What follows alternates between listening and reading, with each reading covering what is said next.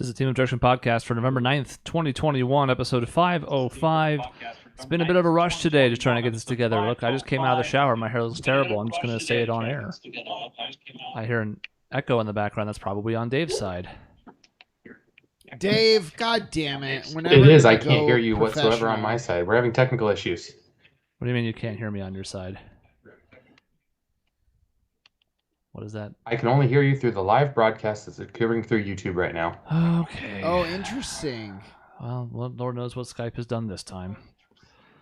Well, let's work on that while we just fix everything live because, you know, why the fuck would anything else work properly this week? Now his kids are ambushing him. Yeah, headset microphone. That's the one. That's what I would want, Skype. You're right. You should just choose that by default. That seems like a smart thing to do. Seems like a smart thing to do, Skype. You're a genius. How's that now, Dave? Well, he's muted, so okay, great. They're going about as well as Great. really the NBA season so far, which is to say it's a train wreck, although at least that's exciting. I mean, in a lot of ways, we could, like, troubleshoot this before we went live if I was able to get that done before, like, 10 seconds before we went live. But hey, here we are. Yeah. Forehead looking gigantic. Doesn't matter. Nothing matters. Everything's great. We are going to talk about the NBA because it's been a weird start to the season, a wacky one in a lot of ways. And, you know, normally you would expect us to talk about the Suns, and we will, but we're going to start by talking about everything except the Suns because in a lot of ways it's been a lot more interesting the last couple weeks. So let's start with one that's the most timely, shall we? Let's just jump into the one that happened last night, and we'll work our way backwards from there. Oh, yeah, I was going to prepare a video clip. That's not happening now either. Tough I was cookies. like, I'm watching the video clip, but I see nothing. I wasn't ready, but I'll describe it to you. Do you want me to describe it? Sure. Because I actually will. So, the Markieff Morris was going up to Nikola Jokic, the huge guy over there on the Denver Nuggets. And it was supposed to be a take foul, but he, like, stormed into him, led with his forearm right into his ribs, just shoved Jokic. Kind of like, what do you call it when it's a shove? But you kind of like... A forearm shiver. Yeah, yes. He really put his body into it. Yeah. Like, there was an impact. It wasn't like you get the force going. So, in response, Jokic didn't really like that. So, he immediately came back over and shoved Markieff in the back with the same sort of shiv response. Lots of impact. Markieff went to the ground. Apparently, he had some kind of whiplash. I mean, his neck does kind of go back. I don't know how much he was faking just for the effect of it. But he got laid out. Good. Just like the bitch that he is and what he deserves. And yeah, that's where we're at. So now that you have the mental vision, we can talk about it. It was, to me, it was the craziest thing how this was interpreted on social media, depending on which clip you saw. The clip that Chris sent us had the full play where you saw the cheat foul by Morris and then the retaliation by Jokic. Some people decided to clip this and only put the foul by Jokic. It's like, well, that's not okay. That changes the whole thing. Mm-hmm. So, but really, it was Markieff Morris just had a cheap shot. And Jokic, to be fair, lost his cool. And he's done this before. He did that in the playoffs last year. So this is becoming a trend for Jokic to kind of lose his cool. I think it's important to establish some ground rules up front. You know, it's not okay what Jokic did. Okay? Mm-hmm. Let's be very clear about that. And as you mentioned, social media was all over the map as far as responses. And if you're a Marcus Morris sympathizer, you've probably come to the wrong place, just knowing our history, okay? So the thing we have to establish up front, yes, no matter what provoked it, Jokic can't do that, shouldn't do that. It is dangerous. Someone could have been hurt. And I think he owned up to that after the game. With that having been established, to me, I'm going to be very interested to see what suspensions get handed down for this. As of at least about an hour ago, the last time I had a chance to check, there had been no ruling yet from the league office. So we don't exactly know what punishments are coming here. I would expect at least a game apiece. But to me, this is one of those spots where as a Suns fan, I want to weigh intent, I want to weigh background, I want to weigh reputation as much as I want to weigh the incident that happened. So for me, like if Jokic gets suspended for more games than Morris, that's going to be a travesty of justice. And I don't even really like Nikola Jokic, okay? Good player. deserving MVP last year. No real problems with him, but I'm not like, oh, I'm going to go to bat for my man Jokic. I just don't care about Marcus Morris or Markieff Morris. In many ways, I think Marcus looks worse coming out of all this because he's engaging with a brand new social media account from the Jokic brothers, who, by the way, would beat the ever-loving shit out of the Morris brothers because they're all 7 foot tall, and both of the ones who are not named Nikola Jokic have been in either Taekwondo or Muay Thai. Marcus was like, I'm taking notes. And the Jokic brothers are like, we'll kill you. And he was like, oh, my mom said I shouldn't talk anymore, Yes. so it's over. That was the best part of it to me, was my mom says I shouldn't post on social media anymore from like a 34-year-old man. I can't fathom the idea of trying to threaten those brothers. I mean, there's been talk of history of like that family in that region in which they grew up was, torn by civil war, saw a lot of atrocities. They don't fuck around at all. Yeah. And we saw in the incident that you alluded to with the playoffs last year with Jokic coming down with a hard foul on campaign that the brothers were in attendance that day, and they looked like they were ready to kill someone, as did Nikola himself. And he was the one who committed the foul. That wasn't even a spot where he had really been wronged. I mean, he was upset he didn't get a foul call on the other end, but there was a situation escalating there, and there wasn't anything anywhere close to what Markieff Morris did to him in that situation. Here, I mean, yeah, as Doug alludes to in the chat, that I don't think Markieff was going for Jokic's knee, but he was going for a hard foul in a game where they were down 17 with 2.5 minutes left.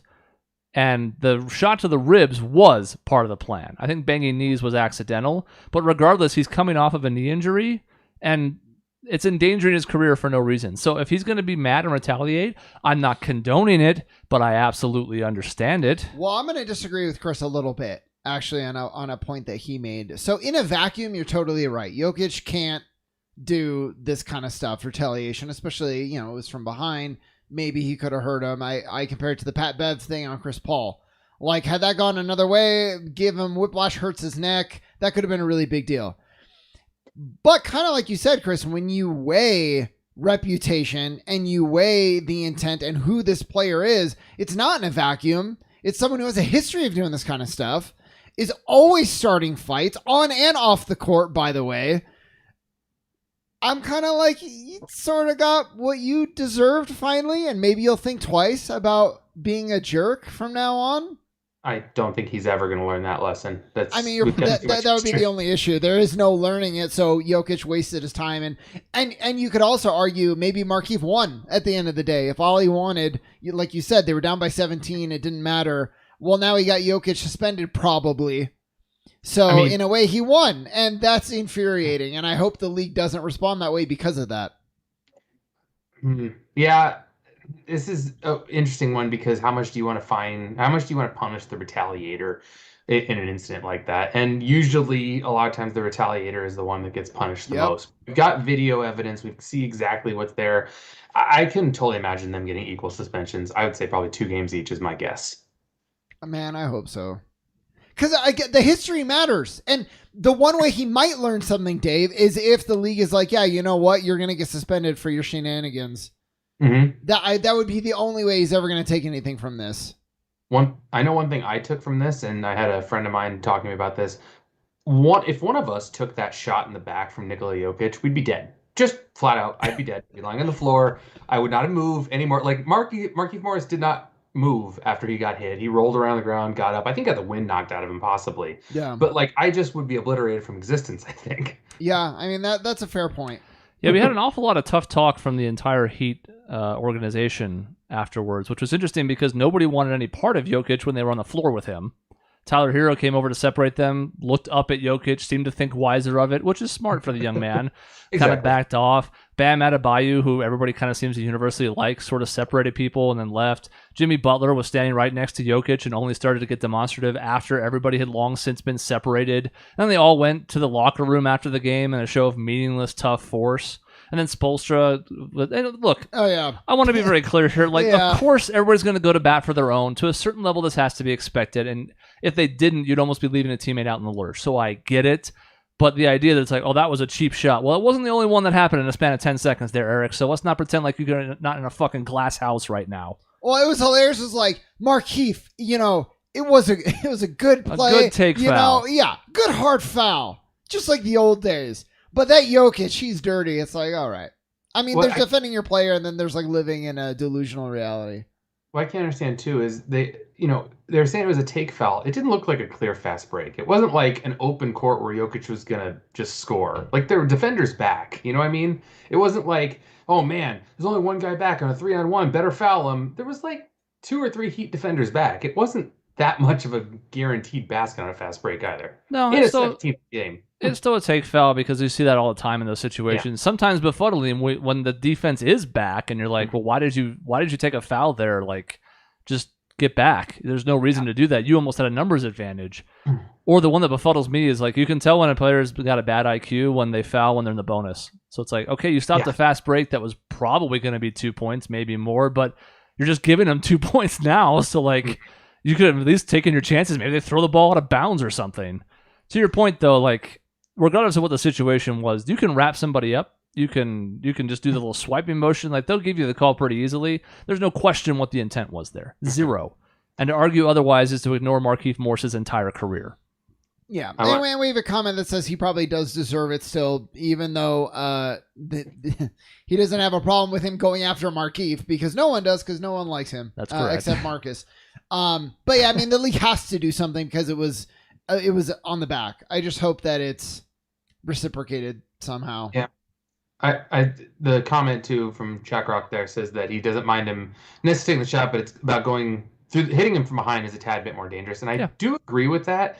But I will say Markieff set himself up that way because he hammered Jokic and then turned and walked away. I don't know what else Jokic was. I had that thought too of like, you did such a cheap shot that you like wanted to walk away and pretend like you didn't do anything, and it's kind of what you get when the other person is sick of your antics all the time. That's kind of what I get out of this too. That's what you get. Yeah, right. Because I imagine the situation where you're so pissed off that you're willing to do what Jokic did, but you then go and veer around Markieff so you can push him in the front. Nobody does that when they're pissed off, or nobody does that in a fight. Yeah, they take the path of least resistance. Now again, they had to suspend him for it. I saw a handful of Denver fans who were like, well, this was all just retaliation. It shouldn't be. It's like, no, you have to suspend him for this. You cannot have players doing this. That's also very clear. But what a mess. And what a surprise to see one of the players involved in it. And you know what happens? Devin Booker pushed Schroeder. And I didn't like it. I wasn't saying, whatever. It was a bad play. This was in the playoffs, and I wish he didn't do it. But again, you look at Booker's history with stuff like this, not very much. And then you look at someone like Markieff, and I think you have to be more demonstrative. Just like our legal system. Like, you're more demonstrative for people who are repeat offenders than someone who has their first offense. And that's what I'm hoping to see from the league. We'll see. And there's a difference between, you can hurt somebody when you shove them when they're in the air, but also it's near the basket trying to score versus mid-court and an elbow to the ribs. Also a fair point. Yep. I'd like to think that there's going to be an equalish suspension coming because they ejected him from the game, which was pointless at that point since he was dead. But when they reviewed everything over the course of those 6 or 7 minutes, they came back with like ejecting Jokic on a technical, not a flagrant, ejecting Markieff on a flagrant 2. So like, they could have easily just given him a flagrant 1 or something for that foul. They gave him a 2 anyway, so I'm hoping that means in the grand scheme of things, the punishment's going to be equal. Yeah. But we'll see. I think I like Markieff less. No, you can go ahead and transfer to the next one. I think Markieff, I hate them both, pick your poison. I think Markieff's a little worse. What are you guys' thoughts? Markieff or Marcus? Marcus is more relevant, so that's why some people kind of hate on him a little bit more. Markieff, I think this is like a really, really tiny version of the LeBron versus Michael debate. I know you're wondering where the hell I'm going with this. Bear with me. And what I mean by that is, if you most opposite, if you hate Markieff more, you hate people who are passive aggressive. If you hate Marcus Morris more, you hate people who are aggressive. Interesting. Yeah. Because we're gonna get the Last Dance documentary about these two guys, right? And it's gonna be awful. At least Steve Kerr can be in both. Yeah, that's true. So that was just the most recent thing that was just too juicy not to talk about, but there's plenty of other highlights out there. So what else about the early NBA season has impressed you so far? And while you think about the answer to that, because I didn't run this show by any of you, I'll have an answer for you. I think Russell Westbrook has been fascinating. Just a complete refusal to buy into anyone else's system is what it feels like. Like, I'm going to be Russell. I don't care. You flew me out. You ate at nice restaurants. We supposedly talked about the new system. I don't care. I'm going to do me. It's amazing.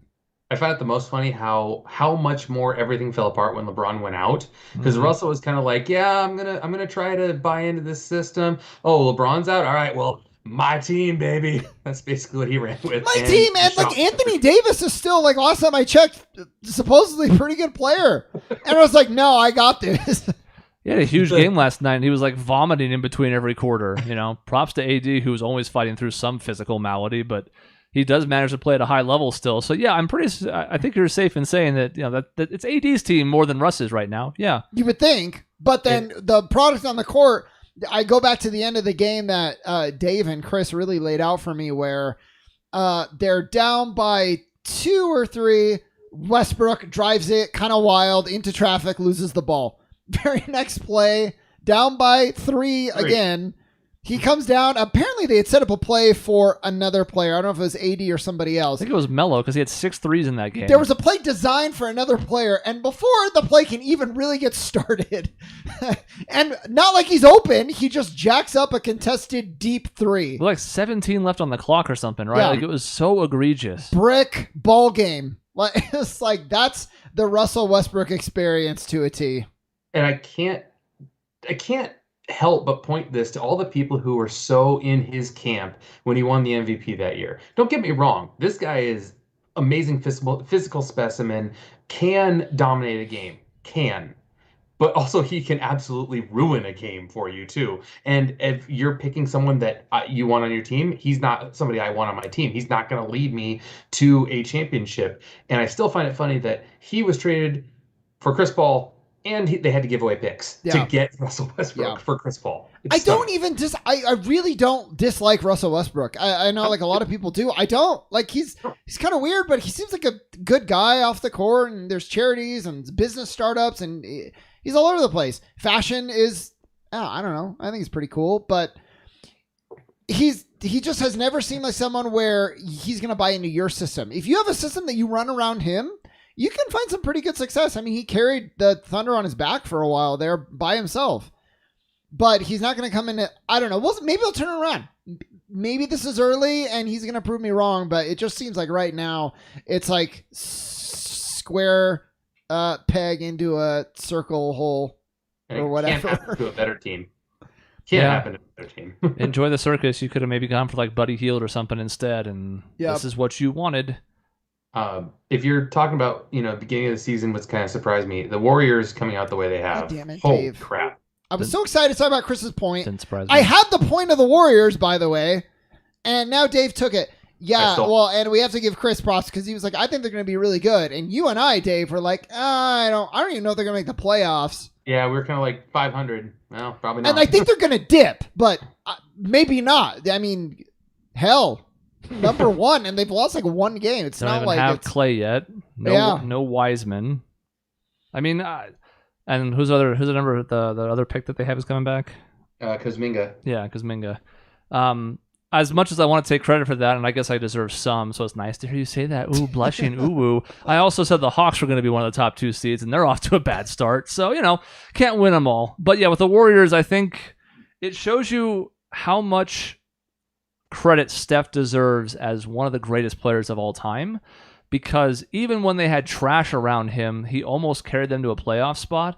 And now that he's got some other players with a little bit more experience who understand the system, and we talked about, like I brought up, Jordan Poole and a lot of other players, taking a flyer on Otto Porter.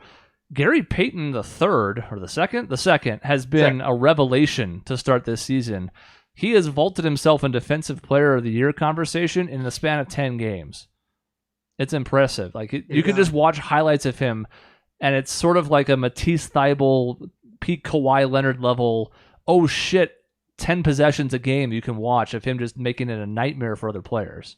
He just hounds people. Like I've watched stretches. There was a stretch last week that I watched where 3 straight possessions he either stole it, knocked it away, or forced a bad shot. Just in a sense of like, get this guy off of me, please. I can't fathom what I'm supposed to do because he's guarding me. It's amazing. Yeah, I wanted to look really quick because I feel like some of the things I wanted to say, and the Warriors are a part of that, is the standings have kind of been interesting. You like Brooklyn, the 7th seed, Miami, Chicago, Washington. Milwaukee is out of the playoffs if they started today. Milwaukee's only down. 10 games in. No one's saying the Bucks are going to miss the playoffs. Just it's 10 games. And we'll get to this when we talk about the Suns, but that's why, the Suns got off to a weird start. We'll get that in depth later, but it's like it's too early to panic in almost any direction, unless you're the Thunder, in which case you're probably going to be trash. Yeah, Unless they play the Lakers. Unless you're playing the Lakers. Yeah, then they're 2-0. Games. Holy cow. And the Pelicans have no such excuse. They're just absolutely trash. Yes, yeah. So yeah, Warriors off to a strong start. When's Clay back? I think it's supposed to be around when the Suns play them on Christmas. That was the date they targeted before the season. He's looked good in pregame warmups, so maybe it's sooner. Who knows? They're being extremely cautious with him. And you know what the 8-1 start buys them? More caution with Clay. Yeah. Yep. So that's a scary thing for the rest of the league. If they can ease him back in and they don't even need him to make like a top 4 seed. Uh-oh. Look, I'm stretching. Like I'm doing whatever I can. What has been their strength of schedule to this point? Has it been? I mean, the Suns haven't even had that hard of a schedule, so I'm aware of that. But with Golden State, have they played a lot of really good teams and they're winning, or have they played like a lot of trash? I'd say it's in between. I don't think they've played an abnormally easy schedule like the Bulls did to start the year. Okay, but they've had a couple of tough matchups and emerged victorious. So I don't think it's a subtraction or an addition for them. But really, what they have had is depth. They're coming. I think they're getting back a little bit to that team that won 72 games because they've got a lot of pieces now, and it's not like, okay, you got your top 4 and then trash behind it. They've got They got talent going up and down their bench now. And no Oubre, which can be a good player in the right system, but he's not going to conform to your system usually, just like Westbrook. So. He's not doing a lot in Charlotte right now. No, and we talked about if he bought in and they could change his style of play. No, for the most part, people are who you think they are, and Kelly Oubre is who you think he is. So it doesn't really fit on a team like the Warriors that wants to lead the league in passes per game. Yeah. Doesn't really work. Are they more than us, even? Because I know we are pretty good now at passing and assists. Do they have us beat? I think so. Well, they probably have us beat an assist because for our first 5 games, we couldn't hit a shot. We're shooting 10%. It's hard to get assists when no one's going to shoot anything. But, any other teams on the court early that have surprised you? If not, there's the off the court bullet point lingering. Yeah, I feel like we're ready, but I don't know what it is. I'm scared. I mean, we were all high on Brooklyn, and they're still 7-4 after last night's loss. The Harden, what's it called? The Harden rule. The Harden rule. Been a revelation. Seems to really be affecting James Harden. What do you know? More than anybody, even more so than Trae Young and a couple other people that they thought would be targeted by it. But it makes sense because he was the one who pioneered all these other moves that people picked up, including Devin Booker. Yep. Let's call a spade a spade. Booker picked that up because he looked at it and he said, that's smart if it's going to help you get to the line 10 times a game. Chris Paul, same thing. Harden's got a lot of weird, where his little thing where he backs it down to the side and he gets run over. Mm-hmm. He's had 1 or 2 of those at least that have backfired. Yep. Got called for a technical last night because he didn't get that call. Yep. And I honestly, I never blamed players for doing it. I never blamed Trae Young for drawing the fouls that way because why wouldn't you? Free throws are free throws. They're free points. But I like the fact that the NBA has changed this. I've watched highlights of Harden going up and trying to hook someone's arm, and then he would have gotten the foul last year, and then calling offensive fouls is just stunning to see the change. That is the other on the court. Let me just establish, I never minded the Chris Paul one, and that Steve Nash used to do it, Trae Young used to do it a lot, where you're dribbling and then you stop. Because I always kind of thought it's not necessarily a basketball move, but you're kind of being if there's a defender who's chasing you and there's not enough space for them to adjust from running you down when you stop, they're probably all over you too much. So I always kind of thought that one was okay, but it's okay. Overall, I'm a big fan of the new rules. Yeah. I don't mind it in the situation he did it last night where he's going to the rim and that's a way to help make sure his shot isn't blocked. It's when he does it in the backcourt where I'm like, okay, this is just unnecessary. This is Chris Paul being a dick. It's been well established. Uh-huh. I will say the fouls have been a big improvement. The one you were referencing was last night, Dave, with Lonzo Ball. And not only did Harden not get the call, he got called for an offensive, which I was just like, wow. It's helped clean up a lot of what I think makes people not like the NBA because we've had those free throw ridden contests that are just not that entertaining. The one missing step, and we just saw it with FIBA competition, or at least the rules for the Olympics, is the take foul. And now if it's going to result in people getting killed like Markeith, all the more reason to abolish it and start punishing it. Because that, if you get more fast breaks in the game, all it does is make the game of basketball more beautiful. Am I crazy for thinking we do need a little bit of more discretion given to the referees? I know people complain about referees all the time, but like on stuff like a take foul or a potential offensive foul where they think they're trying to bait a foul, giving some discretion to the referee, I think helps the game, because it's like, hey, you're trying to fool me, so therefore offensive foul because you're the one that initiated all the contact. I never liked the previous rules where it was like, well, the book says he was in a shooting motion and got hit, even though he stuck his elbow out this far over to try to draw the foul. It's not in the spirit of the rule. I kind of like the idea of the refs almost refereeing to the spirit of the rule a little more. It can be a slippery slope, but I think I agree with you. It can. Like, yeah, again, I think intent matters, and when it's so clearly whatever it ends up being, but they're like, no, rules is written, you can't do it. It's like annoying, and like. The ref knows it. Everybody watching on TV knows it. The league knows it. So just like make the right call. Mm-hmm. All right, let's move to off the court then. We won't spend as much time on this. I just want to say really quick with the fouling. The game as a side effect has gotten a bit more physical, and I like it because there's still all the modern day spacing and passing that you would expect, but you can actually body up people a little bit on defense, and it's early, so they always overcorrect to start a year to really emphasize these new points, but I don't necessarily mind if we continue to see this. Me too. I put a picture up here because it just made me giggle when he's got players in motion. This is being Ben Simmons, of course, has players in motion. He's just kind of standing over there pouting, but primarily off the court, since we already talked the Kyrie thing to death. We never really talked about Ben Simmons, and to me it brings up one really important point, which is, well, two, I guess. One, he has terrible people representing him. We already know Rich Paul's an idiot, but whoever else is surrounding him is giving him terrible advice because I think they thought he had a lot more leverage than he did. And one of the ways I know that happened is the second point, which is maybe Ben is going through a rough patch. I can't say. Nobody's really that close to his situation, so it's all speculation, right? If he's using mental health as an excuse to get his paychecks because he didn't have any other way to do it, that's fucking pathetic. Mm-hmm. And I care about that, and I would lose a lot more respect for him, way more than any shots he doesn't take in the fourth quarter.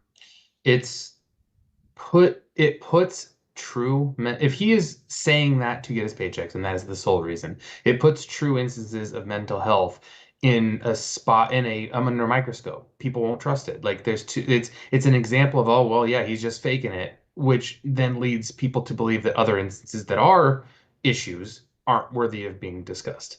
It could be. It's tricky though, because there are some situations like these sometimes where like the ends justify the means kind of thing. So if him doing this calls attention to mental health and it helps maybe remove the stigma, I can see maybe how it can be construed to where it's actually damaging to the stigma. But if it's like, oh, there's a big time NBA player, they're talking about mental health, they're making it known, and they're not hiding behind it, they're not shying away from it, that could be positive, even if the intent is just to abuse it to get a paycheck. You're not going to be able to prove that, but an NBA player talking about mental health, I think Gordon Hayward does it too. Like, I think that's a good thing. Yeah. Kevin Love, yeah. Kevin Love's a big one.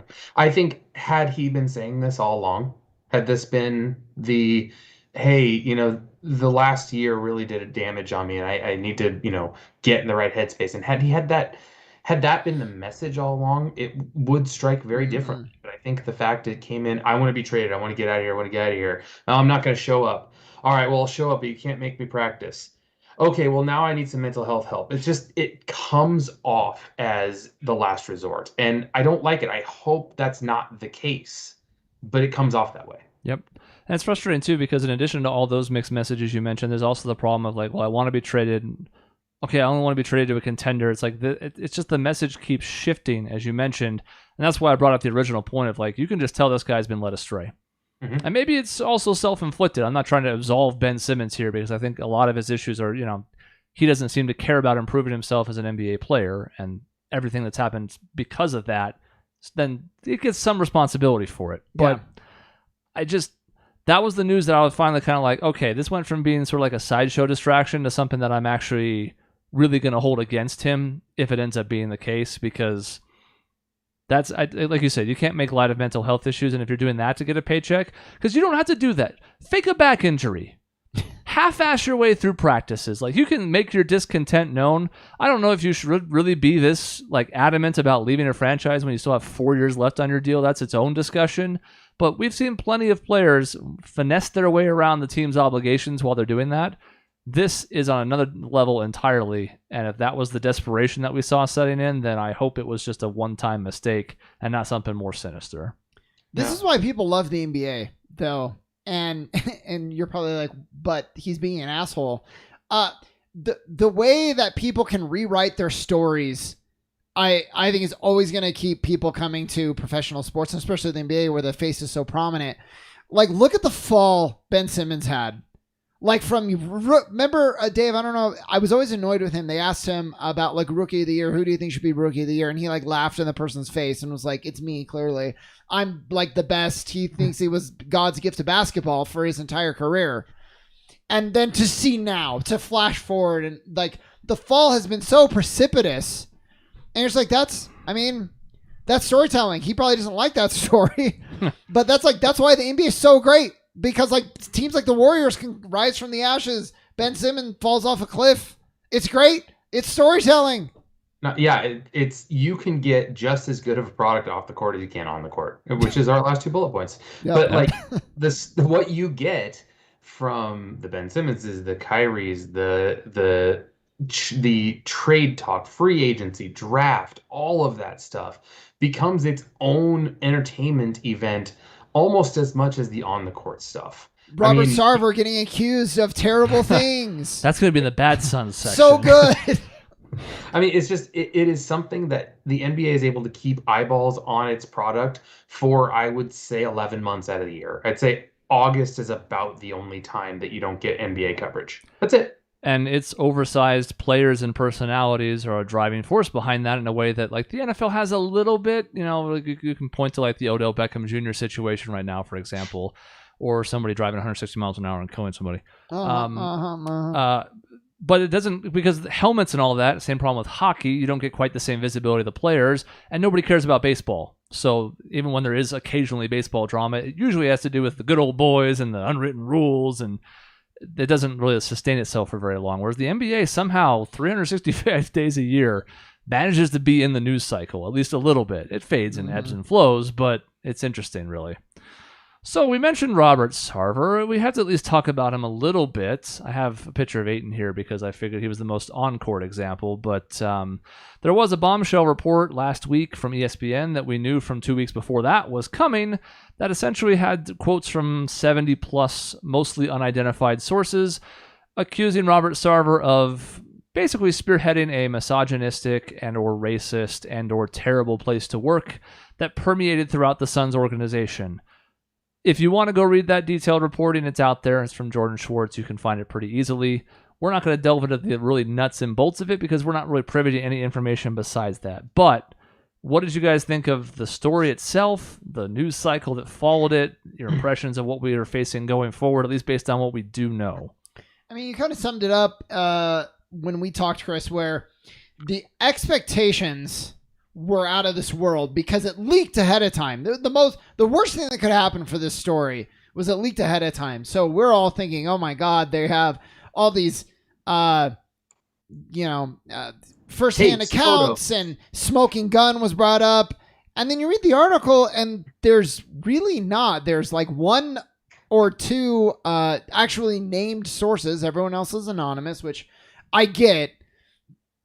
But again, when you actually read it with those expectations that this is going to be earth-shattering, it was like, man, that sucks. So that's like on one hand, but then on the other, like 70 employees were like, it sucks to work here. It's terrible. So I think that means something too.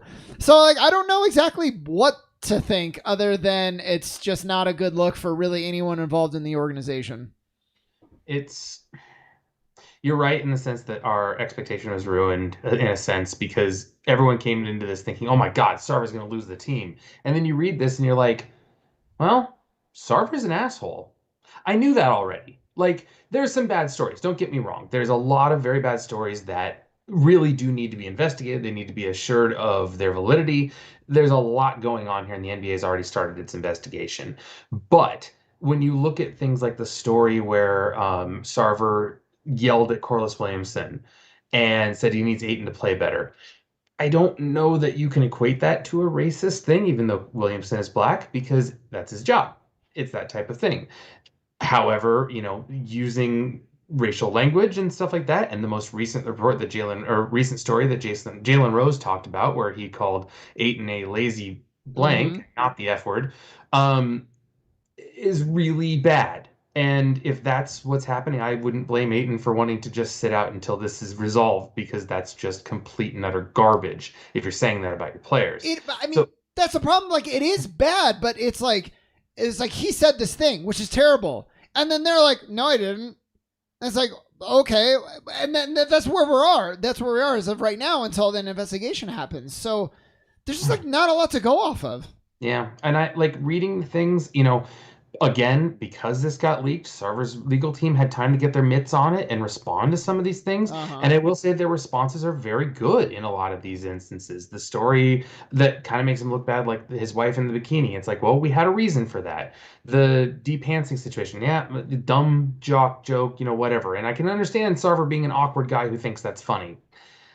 There's a lot of responses that you can say, okay, I get where you're coming from, but then there's so many different accounts or workplace toxicity culture in which somebody didn't feel that they could go to HR, or HR says, yeah, don't come to me, you're going to get retaliated against. That's a huge issue, obviously. And that one that wasn't as focused on, unfortunately. I learned something coming out of this, because when the story first leaked, we sort of had a text thread going, and the discussion was like, I've been in journalism for 18 years now, so there are certain questions that you have to ask in almost every regard when it comes to sources, but especially when one leaks. What is the reason for this leak existing? What's the motivation behind it? Who stands to gain from it? We didn't know much about it at the time, but now having read the story, I'm about 95% convinced that the leak came from within the Suns organization. And it was meant to give the Suns time to respond to it, which is why we had the cavalcade of statements from Sarver, from Jones, from, like, they were all lined up too quickly to have just been scrambled and cobbled together that afternoon. So that tells me the leak was to get ahead of what they knew was going to be bad. We also know that's probably the case because at the very end of the story, where the Sarver / the Suns legal team basically insisted on, like, well, before the story runs, you should talk to these people, and about half those people just corroborated the story further, by the way. And that part of the story seemed very tacked on. So I think all of this shows us that the reporter did his due diligence. He reached out to the Suns for comment. They quickly went, oh, fuck, this is going to be terrible. They went to a very unusual channel to leak the story and then tried to get statements out ahead of it. At the end of the day, none of it matters. It's going to the NBA for an investigation. What they determine to be true from hopefully sources that they can get named for them, because they wouldn't want to make that public, as we all know, fear of reprisal, whatever. But if the NBA can isolate who those sources were that this reporter talked to, that's the point at which we might see Sarver get removed. And I know it won't happen, but it would be a better ending to this if Sarver said, still fully deny the allegations. However, I understand the toxicity and untenable situation that has been created around this, and I've decided to step down and sell his share and make his hundreds of millions of dollars and ride off into the sunset. That would be the best case scenario end to this. I don't think it's going to happen, but I think that would be the best case scenario end. Yeah, I don't know. The whole thing it's tricky. I find myself really conflicted because based on what this report, I get, like Chris, you said it. The NBA investigation is what it all comes down to now. There's almost no point even really talking a lot more about it, but it's from what we've read so far, if there is no more proof that comes out of this, it sucks, and it's clearly, some people are finding it a very toxic workplace. It's clearly not a great environment. When you make that many people hate you, that is usually a sign that you have some problems. But it doesn't rise to me to the level of we have to forcibly remove this owner. Maybe it should. I'm just saying historically, it's not going to be enough for the league to do that. He went on to a couple different podcasts. Jordan Schwartz did. Wojnarowski had about a 40-minute row with him, and then about half of Zach Lowe's podcast the next day was also on this topic.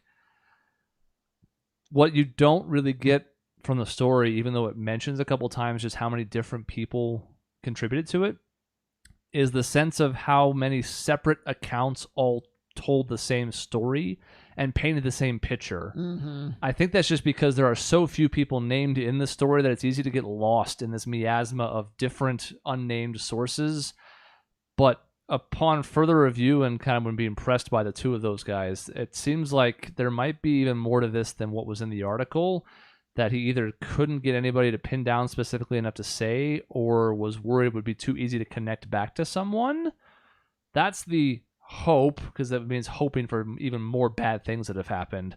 As far as if you want to get Sarver removed, if there's even more to this than what was in the article but could not be included in it, then maybe that's enough. But like you said, no smoking gun.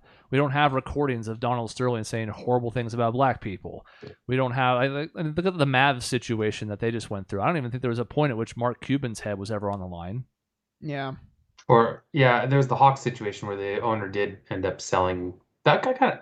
Not as much play, I don't think, as the rest of these Not did, especially. And Danny Ferry, their GM, was also involved in a separate incident there. So, I mean...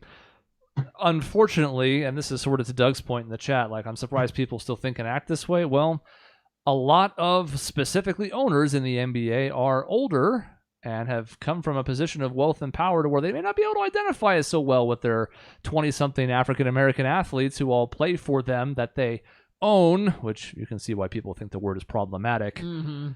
It's a bad situation. It's unfortunate. None of it is very surprising to anybody who's followed the Suns in any capacity, because Sarver's always seemed like an asshole. You just kind of hoped he was an asshole in like the competitive sports way. Like the stories about him coming in and demanding coaching changes. I'm like, yeah, I bet a lot of owners do that. They're out of touch and they think they have simple solutions and like, okay, whatever.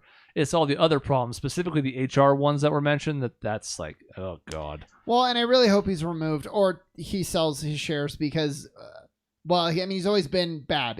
We've known he's been a terrible owner, terrible influence on the basketball side of things forever. If he's making his workplace hell for so many of his staff, like, get out of here. Like, that's reason enough for me to not want him to be the owner anymore. There was so much recently that I thought a lot of the story came from the past, the Earl Watson years, and prior to that, when... In the beginning, I feel like Sarver didn't know what his role was as the owner necessarily. He'd come in and he'd say, you need to run this offense. You need this guy standing in this spot. Trying to assert control because that's what he's done in his business life. And again, like you said, if that is the worst of what he did, he's just got to learn his place. And I felt like for a while, especially with our finals run, that he did finally do that. Hey, James Jones, you run the team. Monty, you coach the team. I'm going to step back and let you do your job. And look where we got to. But now if these rumors are true, if he's meddling as far as Ayton's contracts, if he's meddling as far as calling people the names that he is still, he never learned a thing. And that's sad because I kind of felt like he was actually turning a page in the past couple of years. Apparently not. It's tough because... when you look at things in retrospect, there's always this danger of making things fit in a way that they didn't at the time, but do make sense now. Mm-hmm. I call it the Kingdom Hearts problem, where by the time we got to where we were at the end of Kingdom Hearts, they had a template to work with in the beginning, and now you look at where it's come all this way, and you go, oh, they did this back then. It's like they weren't thinking about that back in 2001. That was not part of the thought process. So what I mean by that is Earl Watson, one of the worst head coaches in Suns history, clearly not a big fan of how he was let go 3 games into the season. I'm not saying what he said isn't true. I have no idea. But the question becomes, is he bringing this out now because he's got an axe to grind with the organization? Is Ryan McDonough making a 3-minute video saying absolutely nothing, doing so to get a little elbow in at Sarver and the organization? I don't know. Yeah, that was the thought. The optics, the potential optics of that is exactly what you said. Disgruntled employees trying to get back at their owner. Because when you look back at the past, what's one of the weirdest decisions of the last decade? To me, it was Lindsey Hunter over Dan Marley. Didn't make a whole lot of sense. Dan Marley, a respected Suns player, I think a 2-time All-Star, he's a big Phoenix guy, and he had already been an assistant for a few years. Seemed like it would be his job to lose. And instead, Lindsey Hunter gets hired, and you're like, that's weird. I wonder what they saw in him. And now part of the story suggests that it's because Robert Sarver thinks that black people can talk to black people. So is that us putting the pieces together now that we have more information? Or is that finding out information that just seems to slot into place but wasn't actually true at the time? That's the hardest part about this job. That journalism in general is trying to decipher fact from fiction. Mm-hmm. And even when you go to direct sources, it covers your ass as a journalist if you have a quote from somebody else saying something. But at the end of the day, you have to decipher if what they're saying is true or not. And there's a whole lot of he said, she said in this article that we have no idea because we don't have access to the background work. Yep, and it's going to be really difficult to parse that out. Well, and so this could have been a huge distraction, and we wouldn't have even blamed the Suns for that. Mm-hmm. But instead, as we transition to good Suns, now let's be very clear: good Suns doesn't mean everything on the court has just been peaches and cream. Yeah, they're 6-3, and it's felt a little shaky at times. No more so than last night when they had a comfortable lead in the third quarter, and then everybody was shitting bricks by the end of the game. However, 6-3, 5 straight wins, and I don't even think the most optimistic fan would have thought we would have won all 3 of our first 3 games. We had 3 games in 4 nights against all Western Conference playoff teams. So I don't think it's too far off of what you would hope to this point. So I guess the question then is, Suns are playing pretty well. What has worked, and how shaky as the start made you concerned about the long-term prognosis? I'm not that concerned about the long term because I feel like we're going to put it together and we're going to be fine. And I don't necessarily know if we're there yet. We still have stretches where it's bad, and luckily either our defense has picked up or the other team has been just as bad, and we've been able to kind of survive. Chris Paul still doesn't totally look like Chris Paul, but he's distributing a lot more, so maybe this is like the new recipe, and if we're winning, that would be fine. No Ayton still. I don't know if he's choosing to sit, if it's just the knee is still aggravated. That would be a big question mark for me, but I mean, it's kind of what we thought, just it took longer to get there than we were predicting. Yeah, I would tend to think when we are healthy, completely healthy, we can be reckoned with. I mean, you saw just campaign coming back yesterday and how much of a difference that made when we have our depth. Ayton being out if it becomes long-term, whether it be for physical or mental, I don't know how this is going to turn out based on what we just talked about. That could be a huge blow because while Frank Kaminsky right now is playing like my new favorite player, he's not going to continue this as far as I know. Him and JaVale McGee are great backups. They're not great starters, and I don't think they're going to be able to sustain this throughout the season. I'm glad to see McHale standing up, getting better throughout the season. Booker's finally becoming back to the Booker we know. Jay has hit some threes. I mean, Jay's That's Jay. an improvement. He's going to be streaky. He's going to hit. He's going to miss. That's the Jay Crowder experience, and that's what you get. I hope Cam Johnson comes back to kind of filling in how he was in the playoffs. And that just could be a young player not really understanding how to build himself up like he did in the playoffs. So a lot of questions, but I think long term, I think we have so many good pieces that we're going to be okay. I think Landry Shamis looks good so far. Yeah. Good addition there. I mean, it's tough to talk about this team in any significant depth because it's essentially the same team. And we talked, before the season started about some changes that we had. And, like we said, McGee has filled in admirably, especially being thrust into the starting role. Like, everybody's contributing well. I don't know why Abdul Nader's still getting minutes right now. That's, a question for another time. He's also only playing like 10 minutes a game, so it's not like it's a huge deal. I think for me, the homestand that they have right now couldn't have come at a better time with everything being so dicey to start the season, getting some pretty comfortable games. I mean, the Kings was a little bit scary, and they beat us in the first matchup, but they also didn't have Halliburton, so it kind of offset Ayton. That stretch and Cleveland, who's still not bad, but like getting these games at home with some time off in between, probably a good thing to avoid something like a 4-6 start, a 3-7 kind of start that I think would have been a lot more concerning. I think we still would have expected things to be fine long term, but we would have been like, oh, I don't know. Whereas when you're 6-3 and you haven't played all that well, you go, okay, sure, we're 4th in the West right now. We haven't even played that well. That's okay. And not to mention, we're a Harrison Barnes buzzer beater from potentially being 7-2, which looks all the better, Yeah. Or 7, whatever it is, 7-3. Like we have opportunities that we've blown a couple opportunities, like against the Kings and almost against the Kings. So we got a lot of room to improve, and I'm not really worried. Yeah, I always wondered, like, when a team is playing bad and they're just rusty, sometimes fans are like, oh, like they're lazy. They're playing like they don't care. And sometimes I think like, maybe they do. They're just playing bad. Like that happens too. And they're trying to figure things out. They have a lot of continuity, but they are still trying to figure out some new pieces with McGee and Shaman and a couple others, rotations. Booker, though, is coming alive again. Like we knew he would. Honestly, this is even faster than I was willing to give him time for. I was like, take the first 10, 15, 20 games, really get in your rhythm. And he's like, no, I'm good. I took like the first 5. I'm fine now.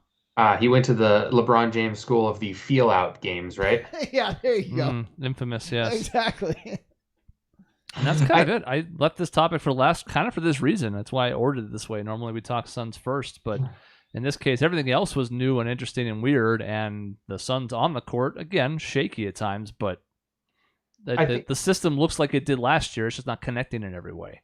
I think one thing, Sean, you mentioned about people saying this, they look lazy. I think the way the Suns have played, where there'd be like in certain quarters they look unbeatable. There's been quarters like the third quarter against the Kings the other day, where it was like 31-9 at one point. We're just like, oh yeah, we can destroy a team when we want to. The second half of a game on this homestand where the Suns were losing by like 10, and I think it was against the Rockets. We were losing in the beginning of the game, and then all of a sudden just turned it on. And Pelicans was a bad one. Pelicans. Yeah, it was the Pelicans were losing in the whole game and then won by 12. And that Cavs game had what, a 50-12 run that spanned the second and third quarters in it. Like there have been moments where it's clicked and you've gone, and you're not expecting that level all the time. You don't win games by 100 in the NBA, but just those moments or even stretches where it's clicked, you're like, okay, that's more along the lines of what I expect to see. Not this high, but in the neighborhood. But you expect to see, I guess, a little bit less of the roller coaster of the how are we losing to the Pelicans right now? And we just went on a 50-12 run. That's weird. Yeah, that's I think what worries me, if anything, going forward is just that even last night I was thinking in that third quarter, it's nice to finally get like an easy win because there hasn't really been any such thing. And there's not a ton of those in the NBA, but the Suns won a lot of games by double digits last year where you could comfortably coast in the fourth quarter and maybe even sit out the starters to a decent extent. They hadn't had one of those yet this season. I thought last night was going to be, and then it really wasn't. I remember we had those last season because I remember thinking, wow, how long has it been? 10 years since we've had this somewhat reliably more than once a season. I think there were seasons in that stretch where we didn't win a single game by like, this is a blowout and we can take it easy. Yeah. And I mean that. That's terrible. We only won some seasons, 20 games, less than 20 anyways. So it doesn't leave you a lot of room to then win by double digit blowout and feel good about it. Yeah, so we'll get back there. I think it's hard to get a little bit. I will give credence to it. It's hard to get up when you know that you're better than your opponent. And I definitely, maybe I'm reading into shit, I felt from Devin Booker's body language in the Kings game is like, we're so much better than this team. Let's take care of them. Like Chris gets with volleyball sometimes, like, let's just put them away. I'm done with this team. And that's what I got from Devin Booker. And it's hard sometimes to go up against a team like you're so much better than, but they can surprise you because they're all NBA players at the end of the day. I do get a little competitive in volleyball. I mean, it's okay, but there are sometimes it's like, okay, guys, this team has like 3 players they've never played, and they're beating us. It's time to put our foot down. Mm-hmm. Got to draw the line somewhere. Yeah. Alrighty, well, that's about it for the show. Let's go to the outro slide. There it is. As alluded to, we are in the midst of the time change. It happened already before tonight, but 9:30 Eastern until basically about 5 months from now. So March. Yeah, so just kind of strap in. If you benefit from the time change and get to join us because it's earlier, cool. And if not, that's okay. But we'll be here at 7:30 our time because we didn't feel a thing. Nothing changed in our day-to-day. Easy for me. It's great. In between shows, you can find us at our website, objectionnetwork.com or youtube.com/objectionnetwork for all kinds of other videos. It's fun times, unless you're Markeith Morris. See you next time.